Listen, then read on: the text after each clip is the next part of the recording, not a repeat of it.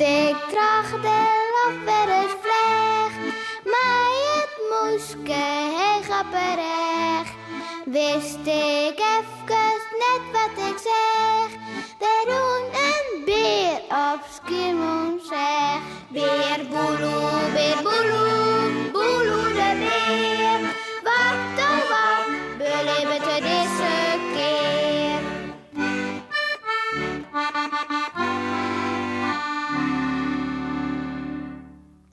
Kruimeltjes suiker en kruimeltjes brood. Kies touw dat veske wel? Wat bij Boeloe juster sa mooi schoon. Roodborstje, tik tegen het raam, tik, tik, tik. Hij denkt dat het reerdbasje, liekes in het veske, graag in een hoes wil. En kijk eens op ballen en zoeken.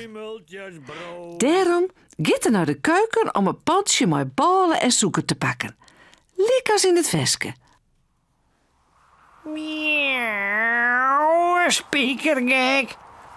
Bah, bah, bah, wat vies er hoor. Ik bedoel, wat vindt het reerbasje daar hoor? Net zo helemaal, Jannie. Het stiert zijn in het veske en dat zal het ook wel zo wezen. Reerbasjes, maar je graag ballenkronkjes met suiker. Oh, wat zal je dadelijk lekker eten? Zo, en nu nog één keer dat mooie veske. Kruimeltjes boter En hij begint weer te zongen. Brood, roodborstje, tik tegen het raam, tik, tik, tik. Nee. Oh, let me. Dit had geen doel. Ik jou het op. Bopperdaad. Als dat vogeltje zo graag ballen met suiker mee. Dan zal het dan straks naar smijtje als ik dat vogeltje aan het lekker op eet. Miauw. Even letter zal het wezen. Ja, daar vlucht er. Het reerbasje.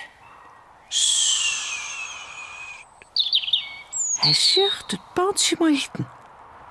En hij vlucht naar onderen. Ah, daarin trot er het dun. Zo naar het paaltje daarin. Ja. Hij zit op een rollen van het paaltje. Maar, sure is goed. Hij vindt het net lekker.